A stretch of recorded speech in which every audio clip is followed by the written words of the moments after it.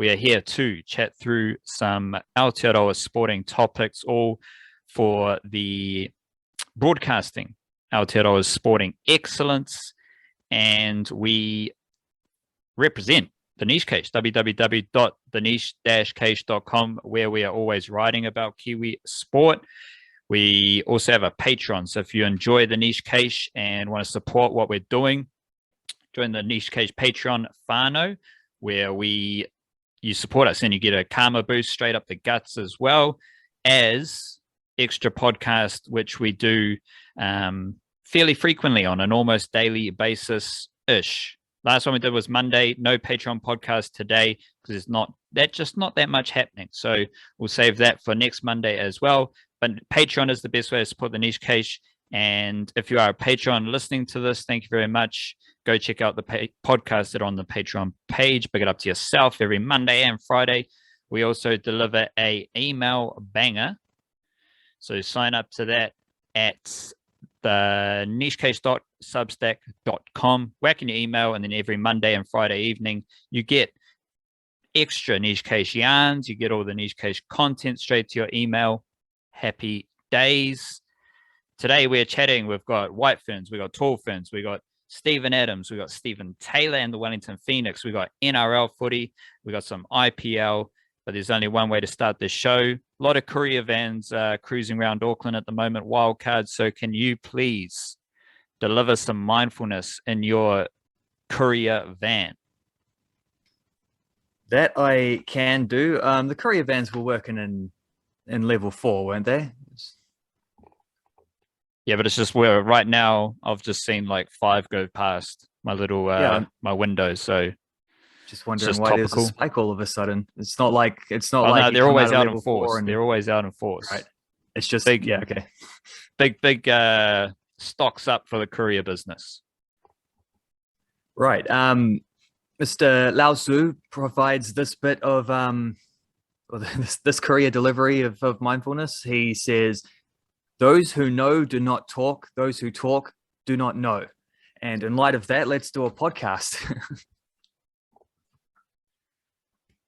You've really bold-a-doostra is what we like to say. You've really bold-a-doostra there.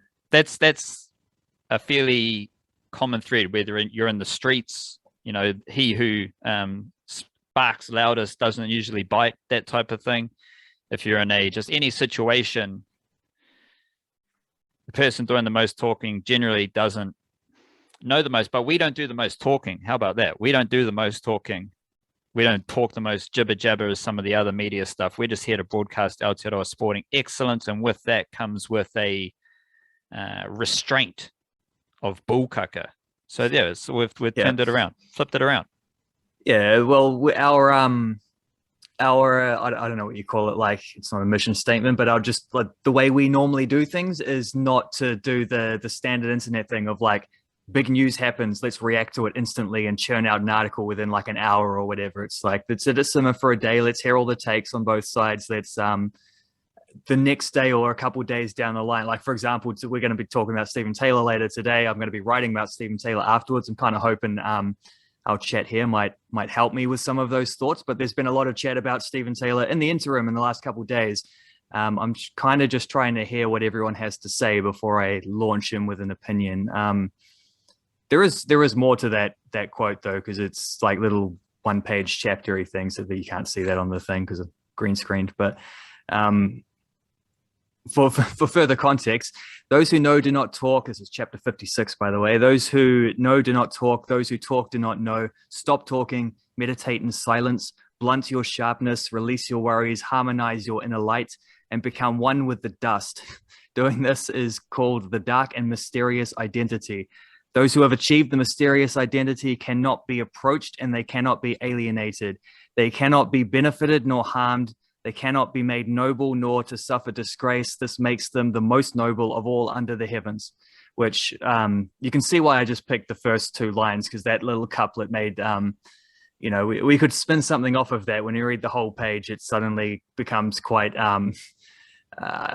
maybe not vague, but just very dense.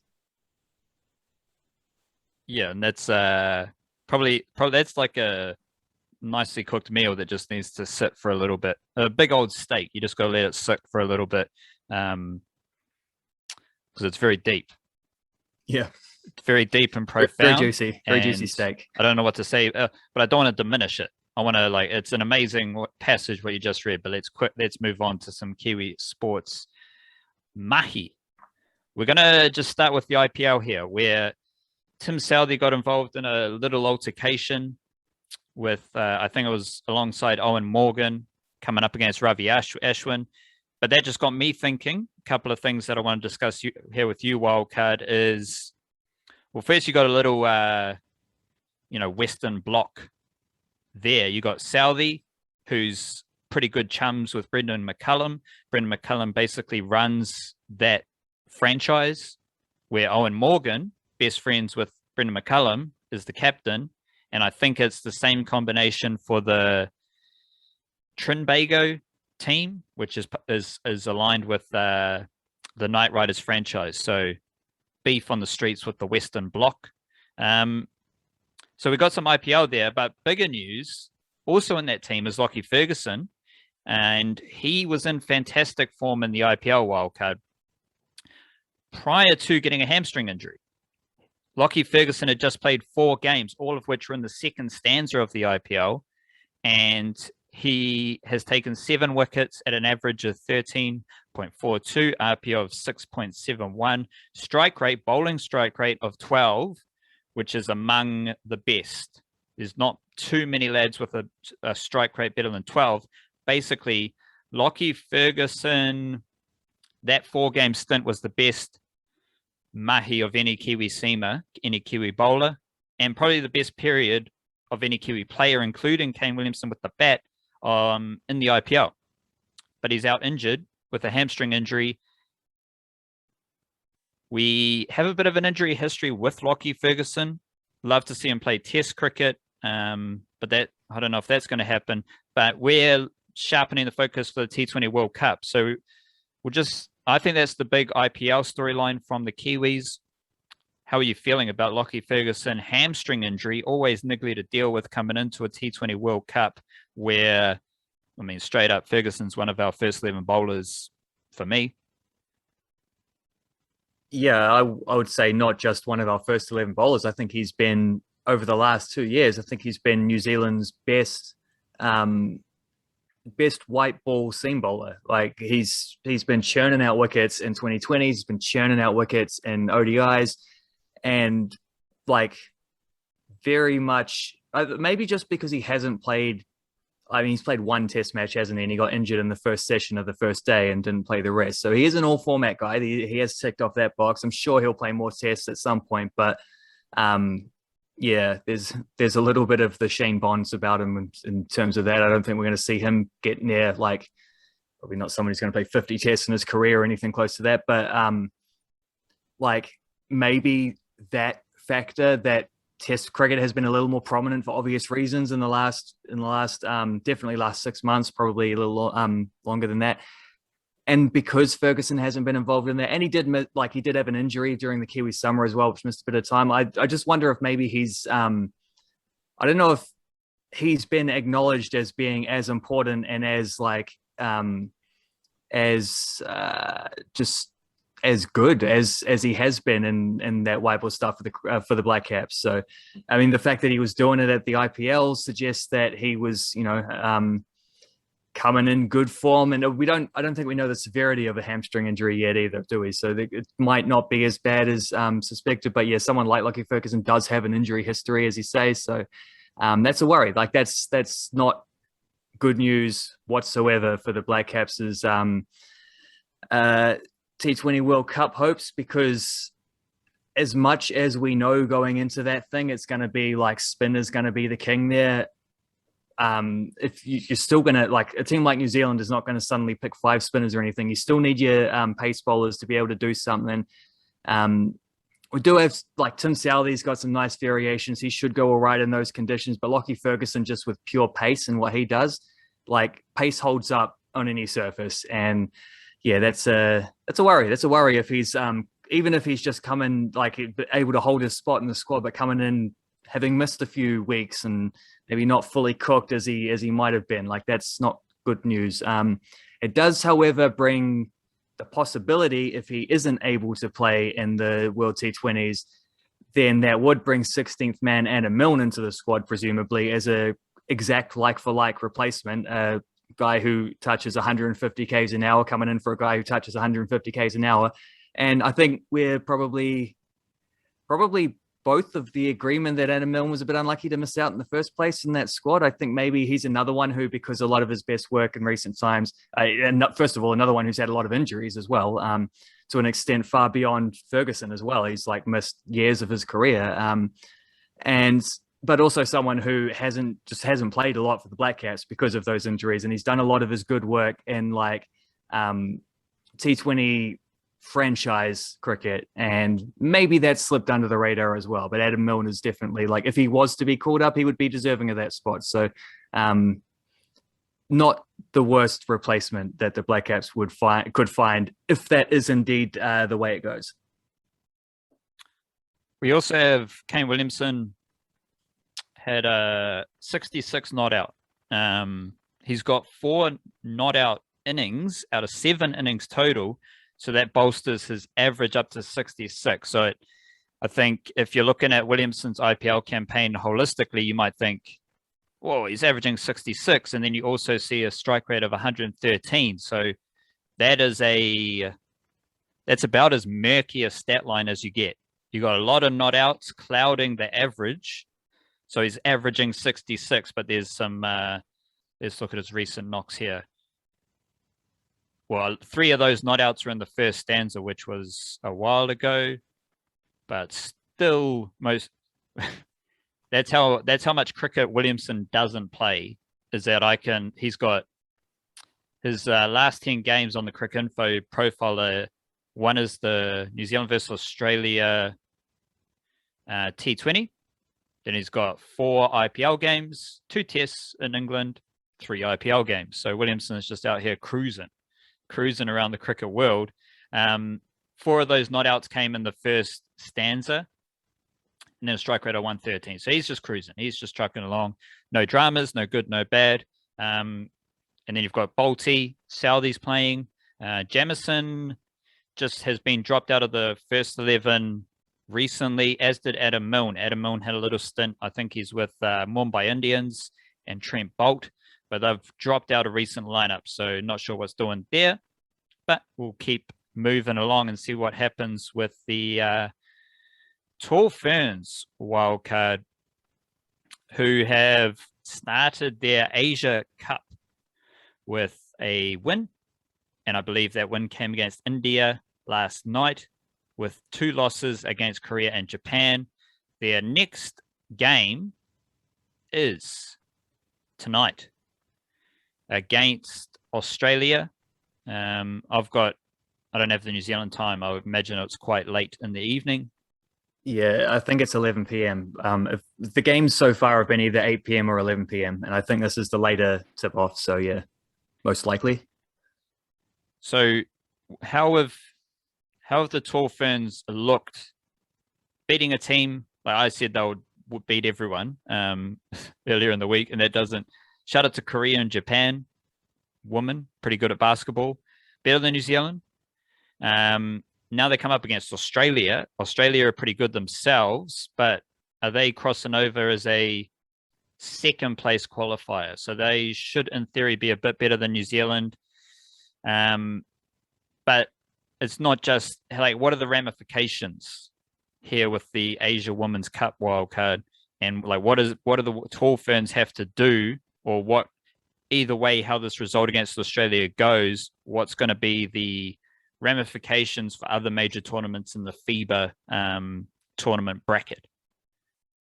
Yeah, well, there's an Asia Cup on the line. That's the first ramification, is that the further you go in that tournament, the better you can say you did in that tournament. I'm pretty sure they've said like top 4 was the target coming in. I don't know. I have a sneaky suspicion that Australia might actually be a little more, that game might be a little more competitive than the ones against South Korea and Japan, where like the Tall Ferns, we can get into some more of this, like the specifics of how they played in a sec, but like South Korea and Japan are very good teams. Australia also obviously a very good team, but I think like China have been the dominant team so far. They beat Australia by about 20 points or something in their pool. I think haven't looked a lot at the other side of the draw, but I'm pretty sure that's not too close to Australia's best team. Obviously, I think be a few couple of WNBA players who might be unavailable right now and things like that. So I wonder, like, I suspect there might be a little bit of an opportunity there. Like the Tall Ferns will have reasons to back themselves. They'll be underdogs. That's not a surprise. But top four isn't the be all and end all, I don't think. It's the target coming in. I think they came sixth at this tournament last time they were there. So, it's something to aim to do better than. I know that there is World Cup qualification on the line also, though, and that's pretty important as well. If you wanted to like qualify for another major tournament, top four teams from Asia go through. That is not the most promising thing for the Tall Ferns, except for the fact that the next World Cup is actually going to be in Australia. So with Australia hosting it, Australia will qualify automatically, and I assume that spot is held for them as hosts. It won't come from one of the four Asia/Oceania qualifying places, which aren't direct qualification places, by the way. They got a top four gets you into the qualifying tournaments where there's about like 16 teams or something competing for about 10 places, something like that. So even if they do lose to Australia, they'll most likely play Chinese Taipei in the next round. And I think looking at the other side of the draw in the second group, and in the Tall Ferns' group, like South Korea, Japan, very good teams. Tall Ferns, a good team hoping to compete with the very good teams. And then you had India, who was getting smoked by 40, 50 points every game, who like just not quite on the same level. And looking at the other side of the draw, I can't remember who the Chinese Taipei was one of them, and I forget who the bottom team was in that side of the draw.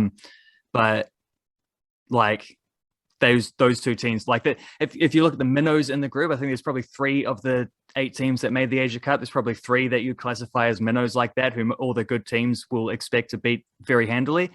2 of them were in Australia-China's group. So that doesn't necessarily, like Australia qualifying in second, I think that was the minimum expectation for them. So that's another thing to consider. And it's also something to consider because the way it works is like the top team goes through straight to a semi-final. So that's Japan and China. Then the second and third teams play off against the second and third teams flipped around from the other side. So second of Group A plays third of Group B, which is South Korea versus Chinese Taipei, and then Tall Ferns is third in Group A, play Australia second. So the winners of those games then go through to the semi-finals. The losers of those games will play a 5th place playoff. So assuming that and no reason to think why it wouldn't be this case. Assuming that 5th place will get that 4th World Cup qualifier tournament spot, if that makes sense. It's dragging it out a little bit, but then 5th place will do that. And the team they're most likely to play there would be Chinese Taipei, who is a team that they will back themselves to beat, probably relatively comfortably as well. So that's the number one goal, I would say, at this point, when you're looking at it, like they're unlikely to win this tournament just because there are better teams and that's the way it goes.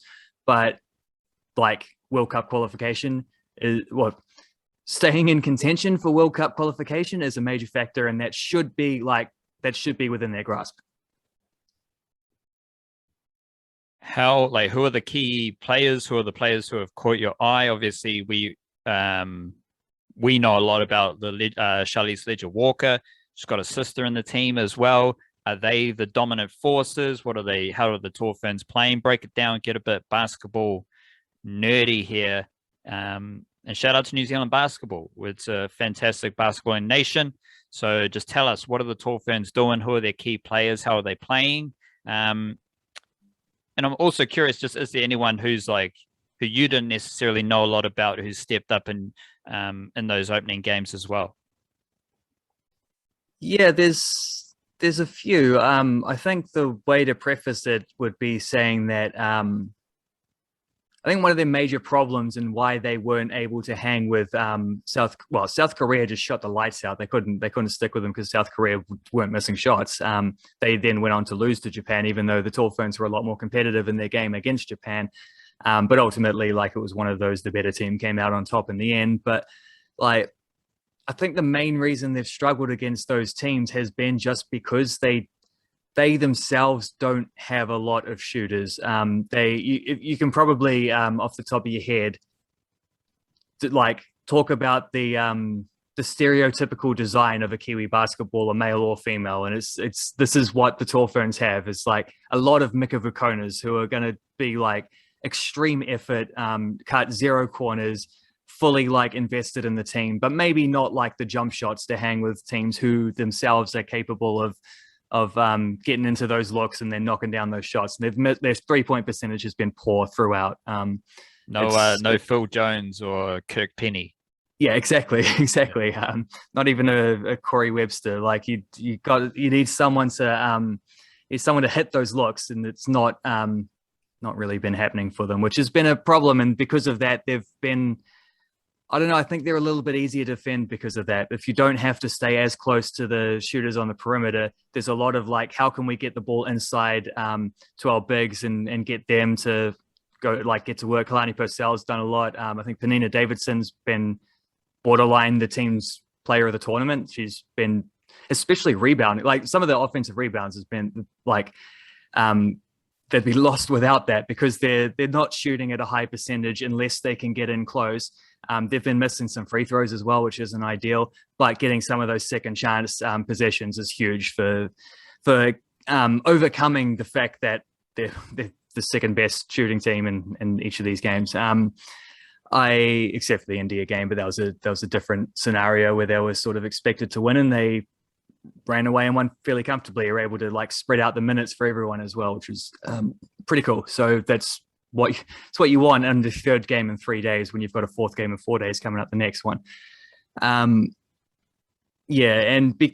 Because they're a team that are trying to do like similar things and how to like and how they're going to play, because of that lack of 3-point shooting, you get like, let's put it this way, that the Ledger Walker sisters have been very, very closely guarded, especially Charlize, where like, she's just not, you watch her playing in college and she's like slicing around screens and getting to the rim and just laying things up and like peeling off and knocking down open threes. She's not like I wouldn't say she's like a knockdown 3-point shooter, not yet anyway, but she certainly can hit them.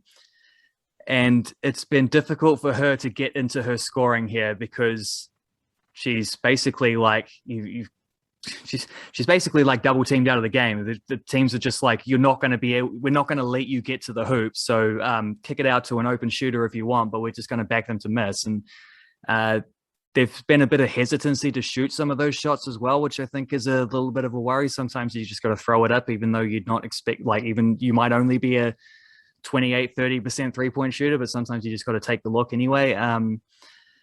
That's a worry. You're not seeing nearly the amount of assists that you would from either Ledger Walker sister, but that's because of the way they've been guarded. It's because of the way they've been treated, and teams have, like South Korea and Japan specifically, have been like, well, we're going to make sure other players beat us, and other players haven't really been able to, with a bit of an exception for Davidson, because she's been very good. Some of the players who have stood up elsewise, I think Mary Goulding's probably the one who I would chuck up most of all. She's like, she's brought a bit of energy off the bench, and she has been someone who's been able to hit the odd 3-pointer or make some jump shots. That's all cool. Like yourself, I was also coming into this tournament thinking this is a great opportunity for them to really like go a step or two beyond what they've been able to do in the past. But I think maybe we're seeing like they might just be a couple complementary pieces short at this point. And we know there's like heaps of quality players coming through at the younger ages, and maybe the Tall Ferns are a year or two away from doing what we were hoping they'd be able to do. The other thing is when you look at like Charlize Ledger Walker missing 3-pointers and struggling to get inside and drawing contact and battling through for difficult like shot attempts. And and just generally not being able to clog the stat lines the way you normally do. It's easy to forget that like this is a 20-year-old that's got that pressure on to be like the star player, and it's like, yeah, that's not.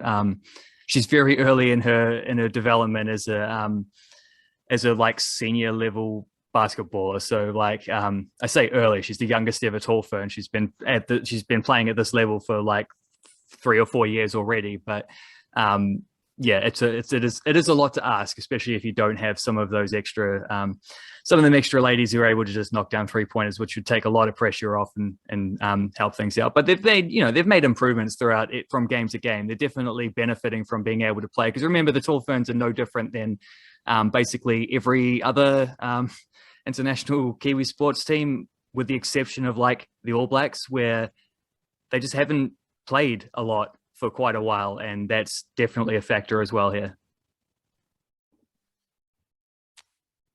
We do have always games. We do have football Ferns games. They're all coming out of the wilderness. It's happening. Well, I don't know if the Kiwis are going to play. Don't know what the Tall Blacks are up to either. They have an Asia Cup eventually to play sooner or later. We'll see what happens. Kiwis might have to wait though. Yep, maybe. So they play Australia tonight, and then the winner of that game plays against Japan on Saturday night. Yep. And if they lose, 5th place playoff against the other Chinese Taipei. Whoever loses from the other game, yeah, out of Chinese Taipei and South Korea. Which isn't here on my page. So I don't know when that might be. Probably Saturday as well. Rightio, we'll move on to White Ferns, who finished their series against England. They lost their ODI series. They lost that ODI series winning 1 game, and then they lost 4 games. So I think they are 2-9 this year. General vibe was that there are improvements, but it's also the same thing, just maybe packaged differently. And we're still looking towards the ODI World Cup. And we basically, like, there are stats that outline this, like average runs scored per innings and average wickets taken per innings, which for some reason, excuse me, shit, is a underused. Crikey, Jack. Let me get some water. Go for it.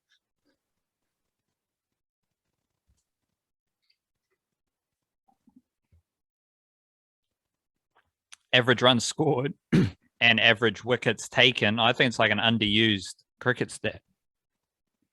Like, what is your team expected to score every game? Especially limited overs, or you're going to maybe test cricket as well. Like, how many wickets are you expected to take every game? Does that seem like a good stat to be aware of, Wildcard? Yeah, I mean, it's probably, I don't know, maybe there's a more specific way to do it, and like looking at overall team averages. I don't know, because you would have like run chases where you're not getting the same opportunity to take. I don't know, but yeah, in general, like generally speaking, yeah, it seems logical to say if you take more wickets, you're more likely to win the game. Like, that just seems like something teams that take more wickets will be more successful. It seems very fair to say. Well, the White Ferns don't score over 200 runs, and they don't bowl teams out on average. But the good thing was that they averaged 5 wickets against England back in New Zealand earlier this year, and this series they averaged 8.6 wickets a game, which is a big improvement, and that's because they bowled England out 3 times, which was good. But they also lost the series 1-4, and they also got handily dispatched in the last 2 games, especially, which was a bit of a bummer, but we keep it moving. Great series for Leah Tahuhu and Amy Satterthwaite. Fantastic all-round performance from those two. Hannah Rowe was the best bowler for New Zealand, and that's good. And if you compare it against the England series back in New Zealand, Jess Kerr was, I think she was second best to Amelia Kerr. but she was third best bowler for the whole series. And then Hannah Rowe didn't take a wicket in 3 games in that series. This series is the flip of that. Hannah Rowe was the best bowler for New Zealand. Jess Kerr took 2 wickets in 5 games, I think. So there's lots of little details. You got a bit of supporting cast from Maddie Green. She had a 70, I think. Katie Martin hit a 65 not out, but those were 1 innings. Maddie Green didn't score over 25 in the other 4 innings, and Katie Martin didn't score over 10 in the other 4 innings. So it's like you're getting the supporting cast, you're getting the good performance from Hannah Rowe, but it's not coming in unison with the team. Suzie Bates is still searching for form, coming back from injury. Sophie Devine is averaging 18 with the bat this year. So she's not exactly her swashbuckling best. It's still I think the word is hodgepodge, you know, just a gluggy, yucky, hopefully gets better type of thing. Yeah, it's yeah, I mean, because we've talked a lot about, like, in the past about selections and players who are getting consistently picked, perhaps at the expense of others, players who are put in situations where they're not necessarily, that's like batting in places in the order where that's not where they've been doing that in domestic, where they've been having their success, like things like that. I think in this case, it's a little more the latter point of, like, players who are being persisted with and given a lot of opportunities. And we've seen, like, you know, Maddie Green's 70 odd, that was in the game that they won, wasn't it? It was a really crucial innings in order to get them that victory. And, like, that's the evidence there of what she's capable of. And she's just one of several in this team who you can say similar things about. Like, there's just enough evidence to keep you hanging on, like, but there's not the consistency to where it needs to be for the team to be grinding, because you don't win a game of one-day international cricket on the back of one good performance. Like, above all else, you've got to complete 2 innings to get there. So you need at least 2 good performances. You need at least 1 player to be taking wickets. You need at least 1 player to be scoring some runs. Ideally, you need 3 or 4 of each. And if it's not co-aligning where, like, everyone, like, we've got multiple people performing at once, if you, like, spread it out, this is your game like this game is your turn to score some runs, then it's someone else's turn next time, and you wait another 5 games before you get a good innings. Like, that's just not winning cricket. And that's the situation that the White Ferns are in at the moment. And I think there were some improvements in those things, because that's a tough tour. Like, we knew from the start, away to England is going to be difficult. And they did, especially the start, they fell off pretty badly in the last 2 games, but, like, they were decent. And through the 2020s, they were very good, well, pretty good, very good in that third ODI, competitive at least, like bowling England out in the first couple. You can easily make a case that they're edging forwards to where they need to be, but yeah, it's just that consistency. Yeah, it's just like getting.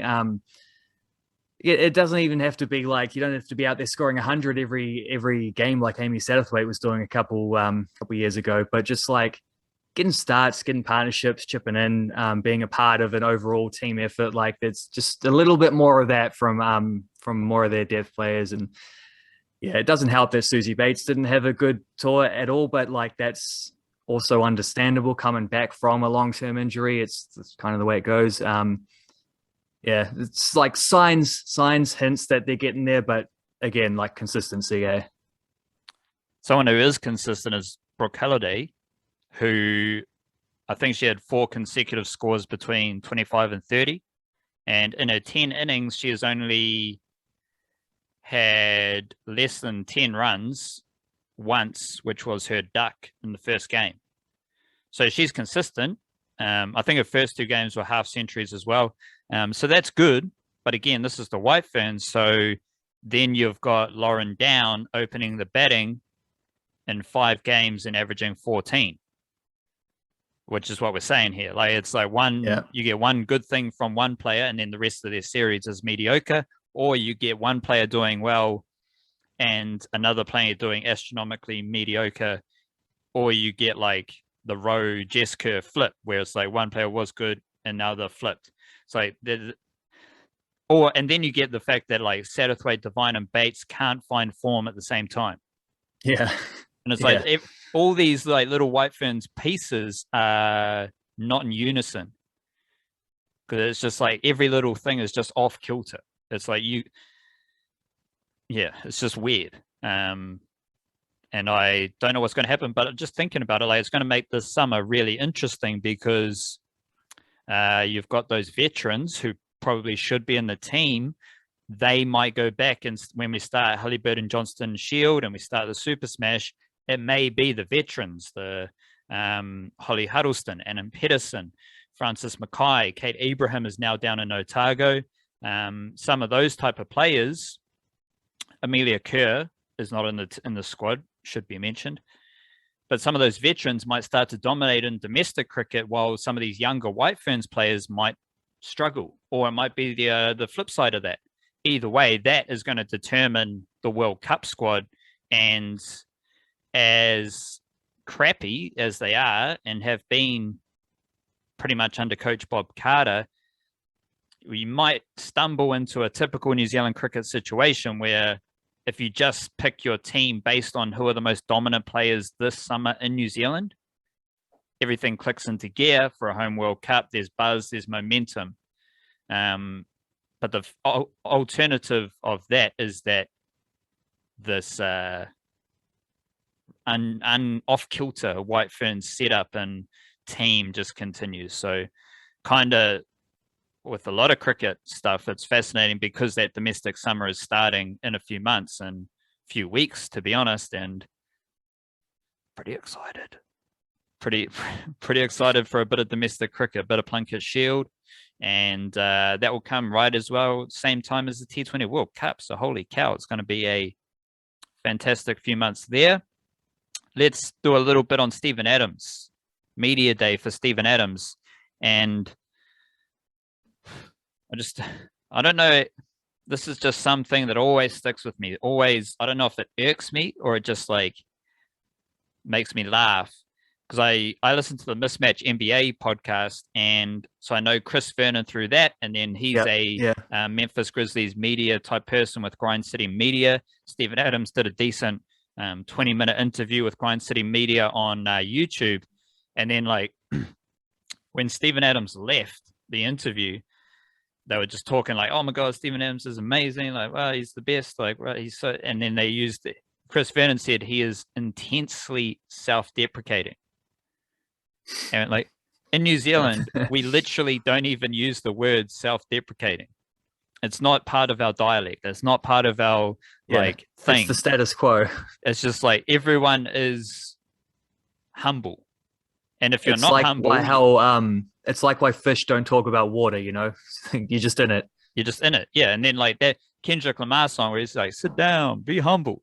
That like spoke to New Zealanders, because like when you're growing up in New Zealand, you're just humble and you stay humble. And if someone, and you got to keep people humble around you, which does get into like the tall poppy syndrome. Yeah, there's a flip side as well, but yeah. Which is a bit tricky to walk through. But like Kiwis are humble. It's who we are. We don't even have the thing self-deprecating. No, it's just who you are. And then if you want to call it something, it's humility. It's being humble.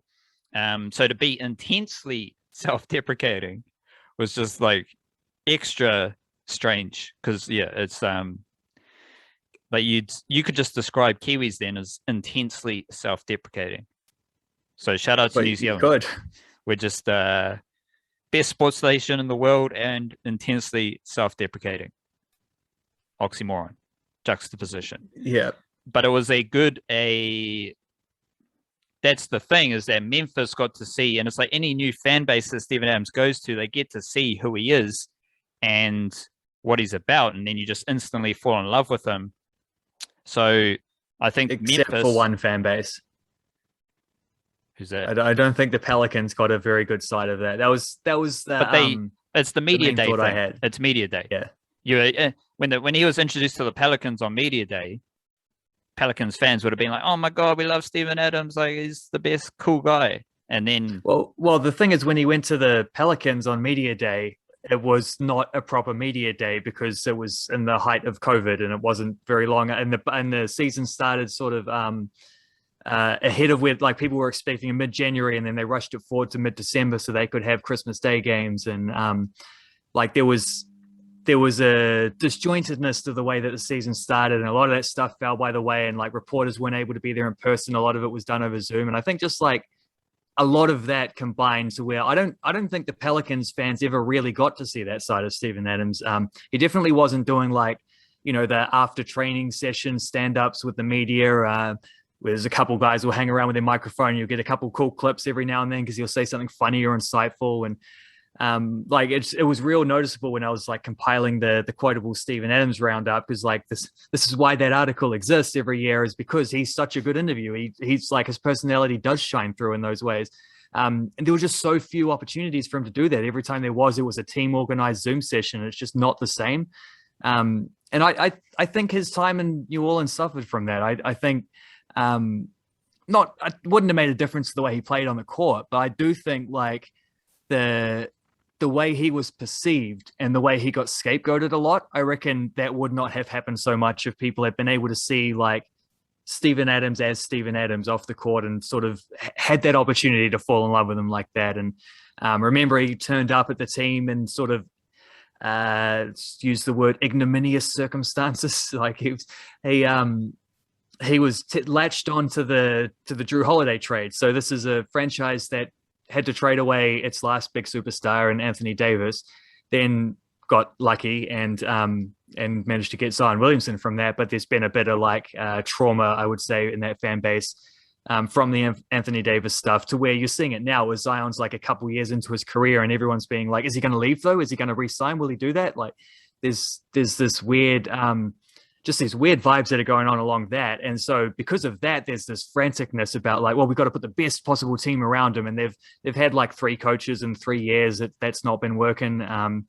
They had to trade away Drew Holiday, which is another bit of collateral damage. Like they're not accounting for Zion Williamson, who was a rookie at the time, who only played about 24 games in his first year.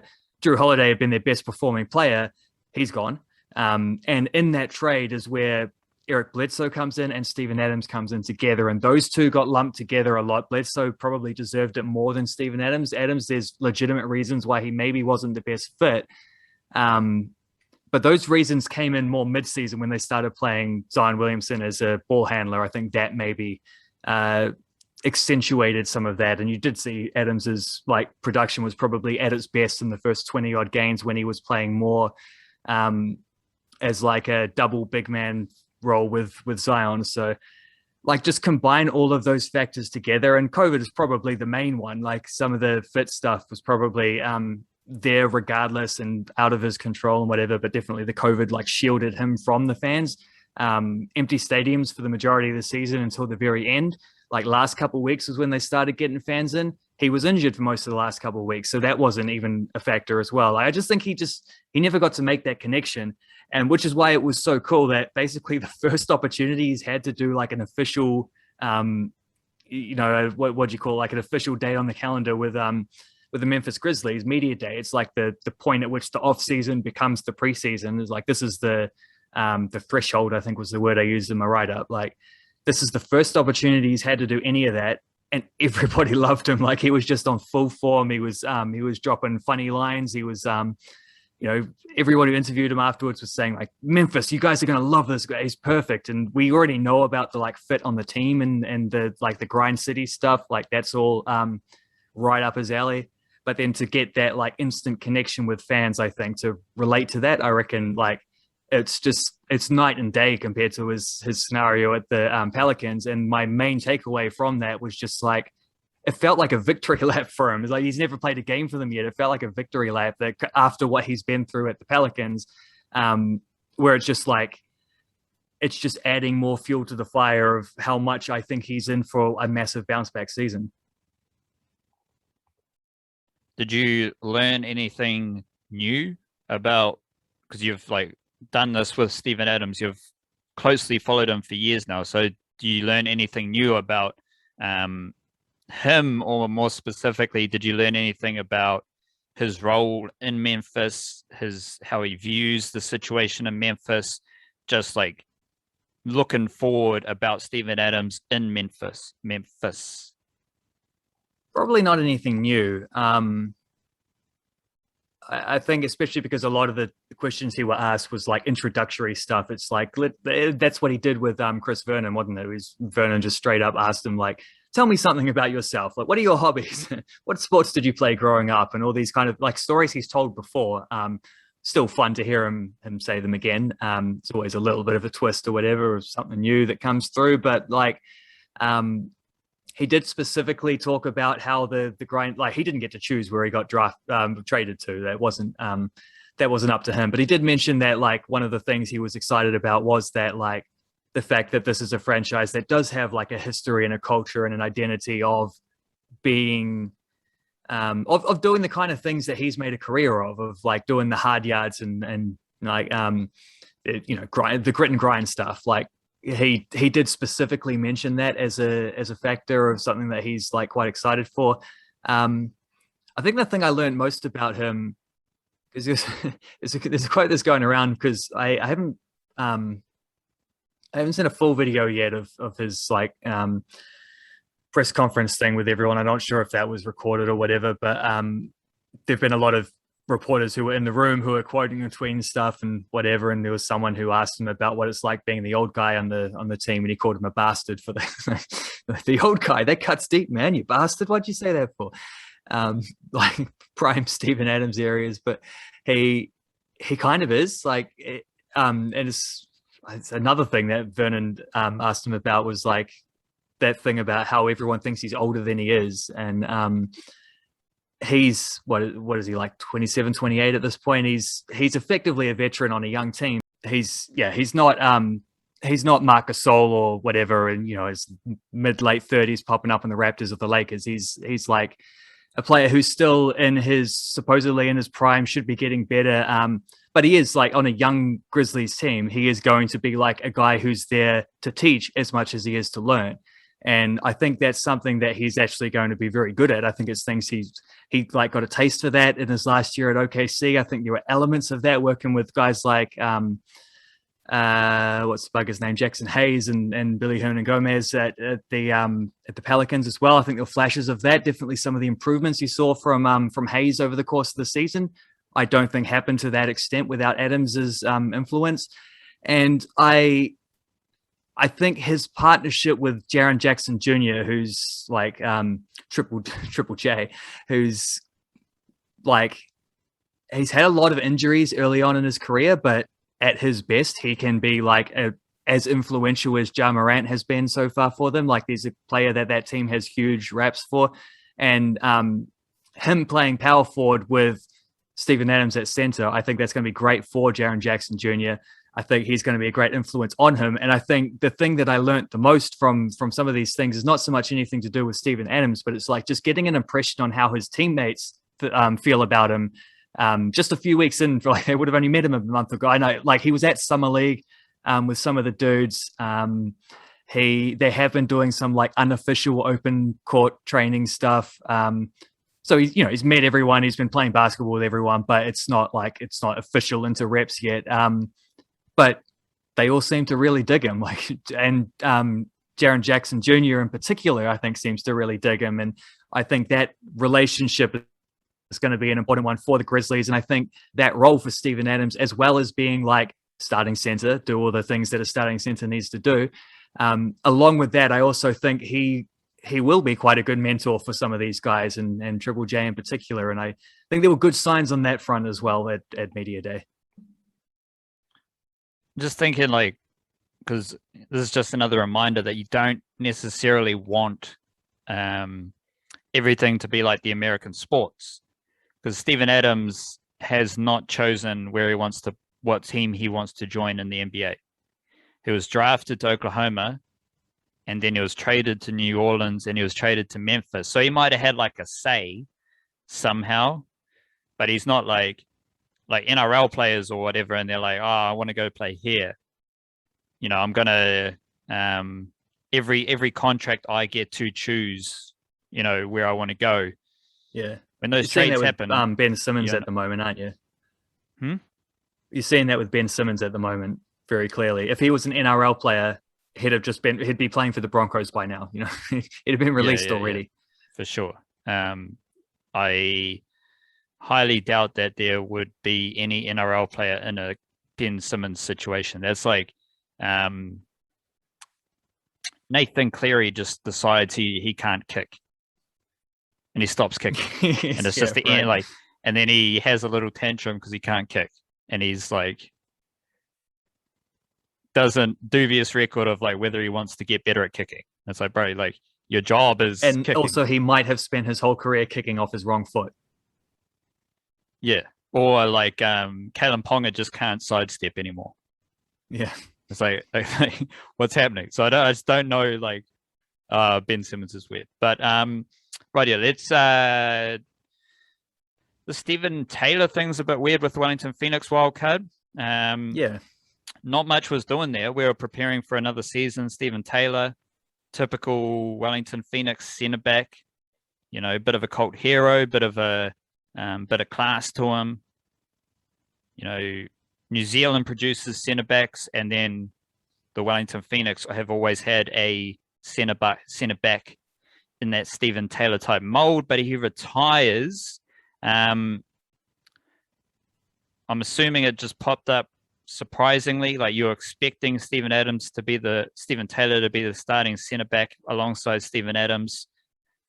Oh, that would be amazing. Starting centre and starting centre back, Steve. I don't know. You might want Stephen Adams, you know, up front, getting the headers in. Yeah, doing that Chris Wood role. Yeah, potentially. Just watch out if you're defending him, because you get a few elbows. You know, yeah, his elbows will be dangling around by your head, and then he's lifting those elbows up every time to knock you out. So Stephen Taylor, like, I don't know what you can get into some of your immediate reaction, like how you're feeling, but like it is what it is. I'm personally more curious as what it means for the Phoenix. Is there going to be an exciting young Kiwi centre back step up? Are they going to sign someone? How derailing is it of their season? What's their grit like to get through it and just brush it off? Like, I'm personally more curious about how the Knicks go moving forward than I am, because I mean, shout out to Stephen Taylor. We kind of loved him. It was a bit of a, you know, hot minute. It was like a season, bit longer, season or two, sorry, and then like he's gone. So it's like, okay, it is what it was. But what's it mean for the Knicks moving forward?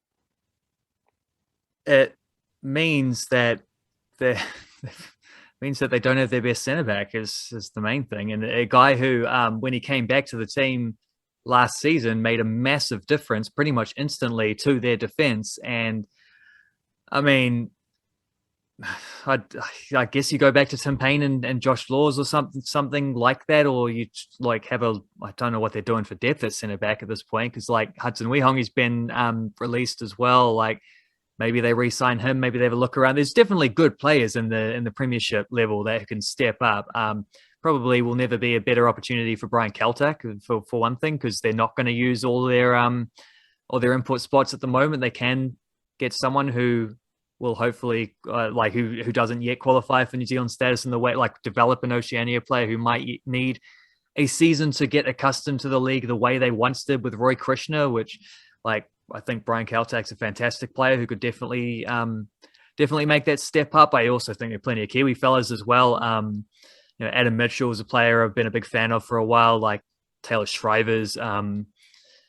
There's plenty. You might even go with if you wanted to use an import spot on someone else, like a Tino Contrati might even be an option. He's been one of the better performing guys in Premiership level in the last few seasons. Justin Gully's another. Like, there's guys based in Australia, I think more like Scott Hillier is one. Luke Adams has played for the Phoenix before. I think he's still over there. Like, there's lots of options. But I don't think there's anyone who's necessarily there's definitely no one who's on a Stephen Taylor level. Probably no one who is on a starting A-League level quite yet. Like, definitely someone who can develop into that. Which basically just means that their starting 11 got a whole lot worse, because like you go back to you take out their most influential defender. It's like it's a blow. It's a big blow, and it's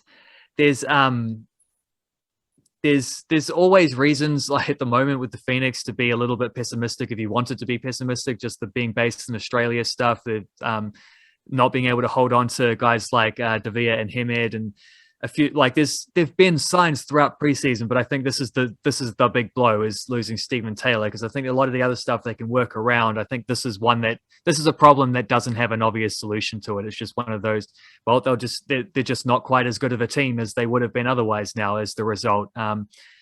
It's a concern as well because of the and I don't think there's a conspiracy here or anything with Stephen Taylor. I think he just was getting fed up with having to go through lots of quarantines, and he's done a lot of that in the last 2 years. Because when he wasn't at the Phoenix, he was in India, and India obviously got hit pretty hard after a while too, the coronavirus. So like I think this is, what do they call it? Occam's razor, where like the obvious solution is the answer. You don't have to think deeper than that. You don't have to look for like, well, what about if it's like a 95% chance, probably this, then just go with that. Don't worry about what the 5% options might have been. I think most likely, like it adds up that he was just sick of doing quarantines and didn't want to live under those restrictions late in his career as someone who's played in the Premier League and done a lot of these things, and wasn't probably intending to play that much longer anyway. He did want a longer term contract, and there has been talk about whether he might have stayed if he had been given one. I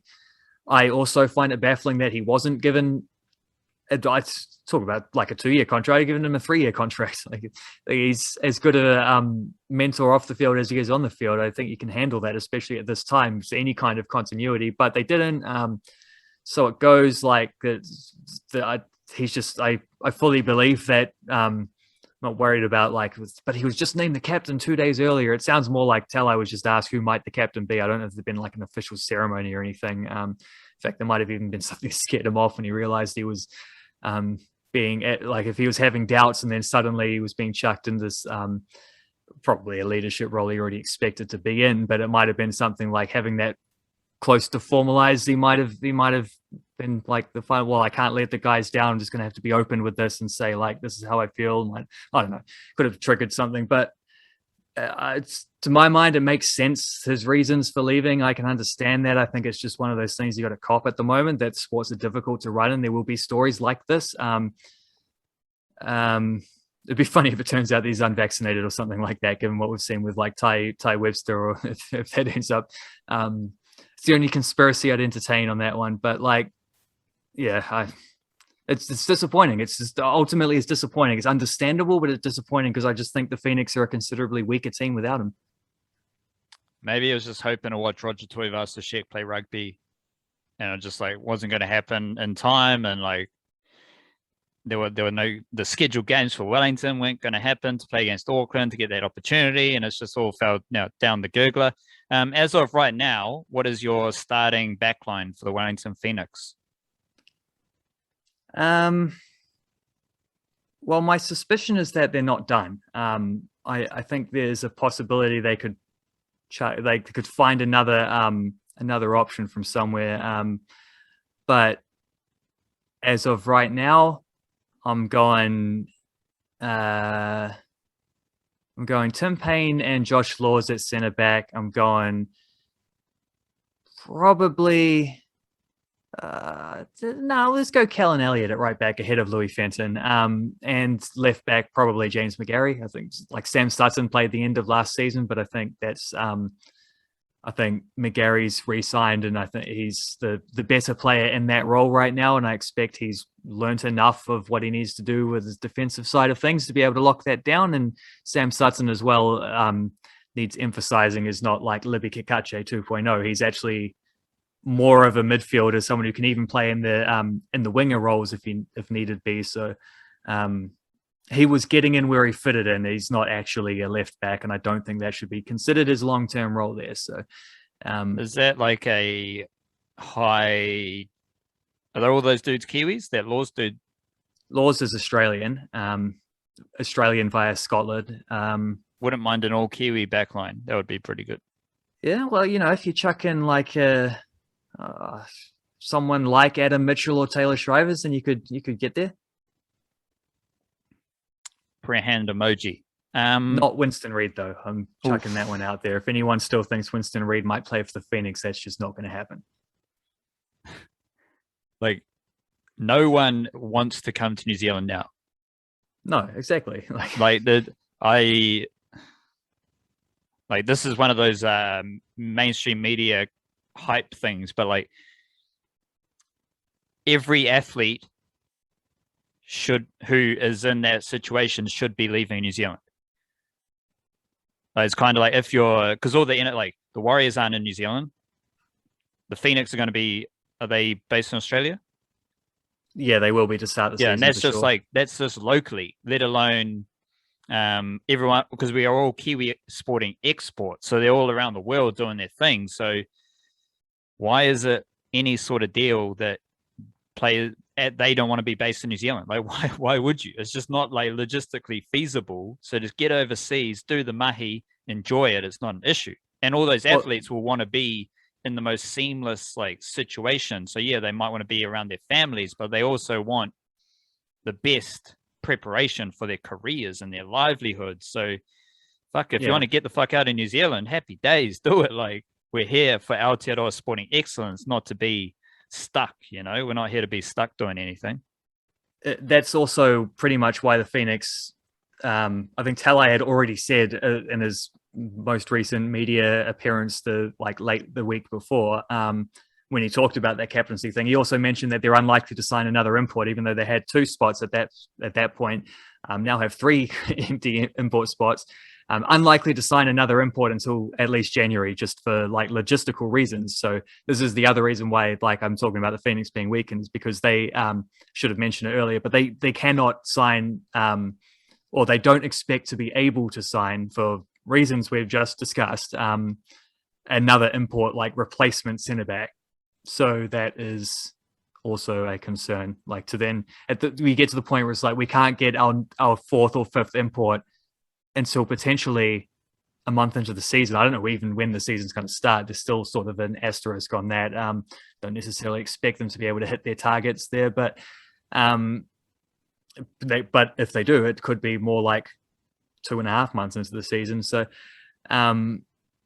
yeah, they were already going to be short on imports, which your imports, you expect them to be starting level players. So that's half your outfield is not going. Well, they've got 2 of the 5 of those imports now. They had 3 of the 5. They're now down to 2 of the 5. It's a significant handicap to be playing under. Let's finish with some NRL Grand Final preview chat here. Wildcard. The obviously is the Panthers versus Rabbitohs. Shout out to the Panthers trio. You got Jerome Luai, who captained the junior Kiwis in 2017, I think it was. Born and raised in Sydney. Half Samoan, half Māori. Representing New South Wales. And that's why the Māori All-Stars thing is good, because it gives these players a chance to represent their heritage without necessarily having to represent New Zealand, which used to be the thing. If you're a Māori, to represent your Māori heritage, you had to represent New Zealand. So it's that kind of weakens New Zealand, but ultimately it's cool because you get to still represent your culture. And then you've got Moses Leota and Spencer Leniu, who are born and raised in Auckland, but are both. Leota is on the fringe of the New South Wales squad, and Leniu has played all his rep footy for New South Wales. So I don't necessarily classify them the same as Benji Marshall, Jackson Paulo, and James Fisher-Harris in this grand final, but that's strictly from a Kiwi-NRL perspective. Obviously, those 3 players are Luai, Leota, and Leniu, going to be hugely impactful for the Penrith Panthers. But there's only one fella to discuss here. Shout out to Jackson Paulo. Nice, decent stint to finish the season with the Rabbitohs on the wing. Northcote Tigers Junior. The Rabbitohs signed Paulo mid-season from the Titans. I think it was in 2019 or 2018. So he's gone to the Rabbitohs, and done pretty well for himself. James Fisher-Harris, fantastic, absolute monster. There's a yarn about the Panthers returning to training after the grand final last year, and they were saying that James Fisher-Harris was running like this massive staircase near his home, like days after the grand final, because like to deal with the loss, he had to do the mahi, which like is like just seems like pure James Fisher-Harris, where like the way to deal with it is to do fucking more, get busy, get at it. So he was like, just that just sums up his work ethic, what he's about, and how professional he is. We were, if I reflect on that game against the Rabbitohs a few weeks ago, that was a game in which the Rabbitohs not only nullified the Panthers, but they nullified Fisher-Harris. And that was the third game of like a below average production stint for Fisher-Harris against the Rabbitohs. So it'll be fascinating to see how Fisher-Harris steps up against the Rabbitohs forward pack, who got the wood over him in the first game. How's Fisher-Harris going to bounce back? Do you have any just Fisher-Harris thoughts, or Jackson Paulo thoughts specifically there, Wildcard, before I move on to the one and only? The one and only. Well, how's James Fisher-Harris? How's he like tracking up? Because he was not 100% coming out of that semi-final, was he? He's pulled up lame at one point after a bit of a chase. He's got a knee injury, but he's named, so right. And they, I think, like Pangai Jr. is already ruled out. So, like, I think if Fisher-Harris was not going to play, something would have already happened. And then you also factor in Fisher-Harris is Fisher-Harris. So, yeah, was like it Pangai Jr. who ruled himself out? I think that was the story. Is he's sure. Like he thought he could maybe push it, like it was sort of a 50-50 thing, coming back after being out a little bit, but he felt like I can't remember who the other one was who was replacing him, but he felt like the other dude deserved it at this point, and he didn't think he could give 100% in a grand final. Didn't want to let the boys down, sort of thing. I don't know. I saw a story like that, and I thought that was pretty cool. Also, he's probably not going to play in a grand final for a while. He's going to the Bulldogs, so I imagine he'd be pretty desperate to like make the most of this his mid-season move to the Panthers. So yeah, I imagine Fisher-Harris will play. He's a bit of a, he's one of those Kiwi athletes that borderline psycho. Like you're talking like Richie McCaw, we're talking Dan Hooker, that type of relentless. Yeah, relentless work. They're just the mahi men. It's all about just work and laying it all out there on the field. It's obviously hard to like think like specific things teams do in the middle of a rugby league field to counter someone like Fisher-Harris. He's not the one passing the ball. That's Isaiah Yeo, but it's Fisher-Harris who brings like a certain physicality, a certain mongrel to that middle. And what we're saying here, being a bit of a psycho, being relentless, he's doing that like every hit up for 60 minutes. So that's where you get why he's the best, one of the best in the NRL, if not the best. And then you look at the Rabbitohs, coached by Wayne Bennett. It's all effort, it's all attitude, it's all desire, intangibles. And maybe those things just match up well against Fisher-Harris, because that's what Fisher-Harris is doing, right? He's bringing the intangible mongrel to that Panthers forward pack, which is a good kind of segue to Benji, because the thing that I've been thinking about is the Panthers conceded the fewest points in the regular season. They were the only team to concede less than 300 points.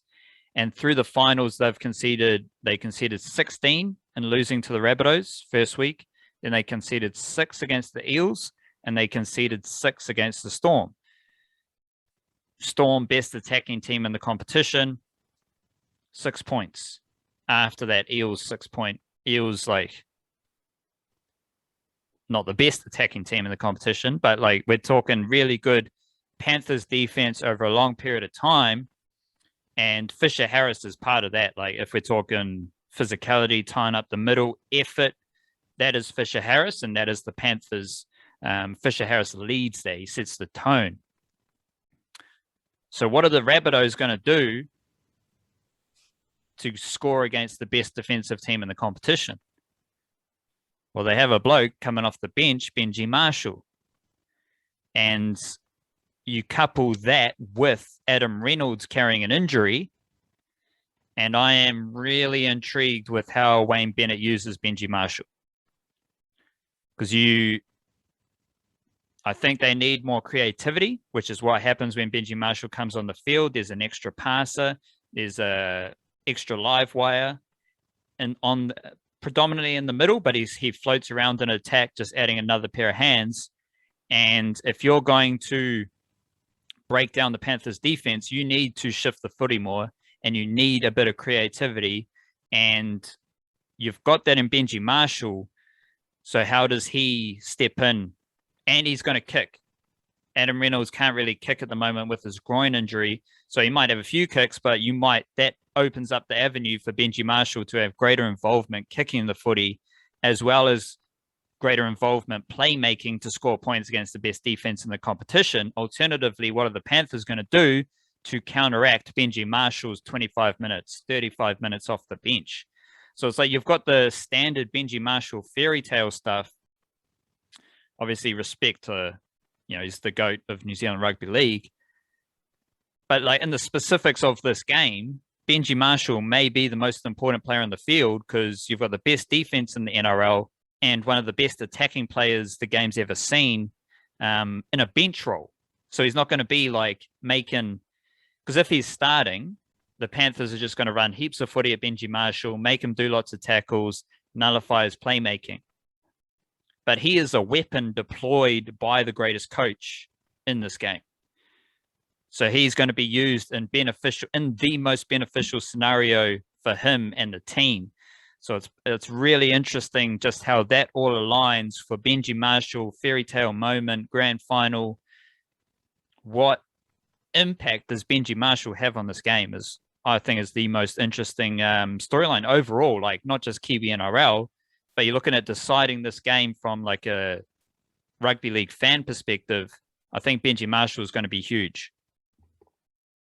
Yeah, I mean, the fairy tale goes even further if he's been put in a situation where he could be the decisive factor in winning a grand final, which is crazy considering the last one he played was 16 years ago. And you think about that was like the emergence of Benji Marshall and the little flick pass on the inside to Pat Richards or someone like that, and legendary moment in NRL grand final history, really, like one of the most replayed highlights ever since. And that was like the making of this dude who was this crazy skillful Kiwi playmaker who could like just the goose step and the little flick passes and everything. And then as he got a little bit older, he really like honed his kicking game, and especially the close kicking game with the like he's always a good one for a banana kick and a good little grubber in behind and like things like that. And his sort of by like the later period of his career, he became an absolute master at like the cutout pass as well. And just to think of all the development in his game. And then there was obviously like there was a spell where he was playing union briefly for the Blues, and there was he's played for a bunch of different teams, even though at the point at which he left to play union it was initially because he didn't want to play for a team other than the Tigers. And then he came back, played for the Dragons, he's played for the Broncos, played for the Rabbitohs, went back to the Tigers in between and that as well. And he's been around, and he's been like a player who's in that way that we talk about, like, I just watched Cristiano Ronaldo score a 95th minute winner this morning for Manchester United in the Champions League. So like he's a player who gets talked about a lot as like someone who burst onto the scene a little unformed, to be fair. Like he was definitely raw in his first few years, but by the time he got established at Manchester United, like by the end of that tenure, he was the best player in the world. Then he moves to Real Madrid, where he continues to be the best player in the world, first equal with Lionel Messi, who'd emerged by this point. But the player that he is now is so different to the player he was when he was first in Manchester United. Like you see the way he's develop. Benji's similar, and I think it's another. It's not the essential sign of a great player, because there are plenty of people who've been able to do the same things they did early on, the whole way through their career and whatever. But it is always such an impressive feat where you see the way in which someone who's had a long career has been able to adapt in order to maintain that long career. Benji Marshall is a great example of that. He's also, I think also the point that gets lost a lot now is the resilience of the man who, like, he could have retired in his mid-20s because of all his shoulder injuries. Like, he's had a couple of reconstructions, and there was definitely a time where it was like Benji Marshall is always injured and will he play again? And to have had the career that he's had, to play well over 300 games, to be back in a grand final 16 years after his first one, like, all these things, that's without even touching on what are like legendary moments in a Kiwis jersey as well. Like, it's an incredible career, and it's very. I don't know if I fully believe him. I think he's also someone who might just not want the big fanfare of his finale to. Cameron Smith was the same before him. Cameron Smith was talking about, will I come back? Will I not? I think he genuinely just didn't quite know, but like, in the end he didn't, and his victorious grand final last time was his last game. Benji Marshall's talking this week about, like, well, I'm feeling good and I'm in a good situation. Why retire? I might just keep going, whatever. Like, he's definitely batting that off and leaving the door open. And I don't know if I fully believe it, but I think probably he himself maybe is in that situation where he's like, just not 100% sure. Has been taken for granted, maybe that he may be leaning towards retiring, but also the option is going to be there if he wants to continue, because the role that he's found is a very good one. And I know there's, like, Wayne Bennett is leaving the Rabbitohs, but it's his assistant who's getting promoted, isn't it, to take over. So there's, it's not the end of an era. That, like, it's not necessarily for the Rabbitohs. They are losing a few other players, Reynolds, like, first amongst them, but there is some continuity which would suggest that the role is there if he wants to keep it. I don't know. We'll see how that goes, but regardless, I don't think they'll get back to another grand final in his time there, if he does play next season. But regardless of that, like, you don't take for granted the grand final you're in right now. And yeah, to bring it back full circle, after all the things that he's been through in his career and the journey that he's traveled, he has the opportunity to be an influential player in a grand final. And like, at this stage of everything, it's crazy. It's another iconic Benji Marshall fact, I suppose. The Rabbitohs coach next year, Jason Demetriou, was also the Broncos assistant coach, I think, when Wayne Bennett was at the Broncos. So Benji Marshall probably knows him. And there was a Benji Marshall phoned into the Triple M show last weekend, and he said, well, he made it clear the last thing he wants is to be the focus of attention in a grand final. Yeah. So whatever he's doing is to not be the focus of attention. So, if he says he wants to play on, he's probably going to retire, because if he says he's going to retire, then all the attention becomes on him. And he's very, like, he's intensely self-deprecating, so he doesn't want the attention. But it's also like, then you've got, like, favored son Adam Reynolds playing his last game.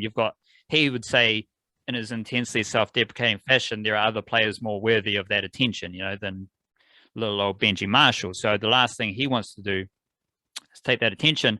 What you're saying about the adapting, and we've got this elder version of Benji Marshall, like, they're all doing it. All the greats are doing it. That you look at, like, a seam bowler in cricket.